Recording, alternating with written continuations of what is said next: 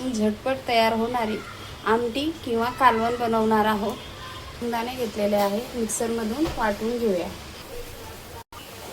कढीपत्ता, लसूण वाटून घेतलेलं ते टाकून घेऊया।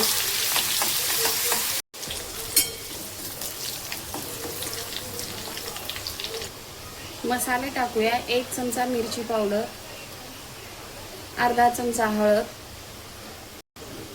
अर्धा चमचा गरम मसाला, चवीनुसार मीठ टाकून घ्यायचं आहे। शेंगदाणे वाटून घेतलेलं ते टाकून घेऊया।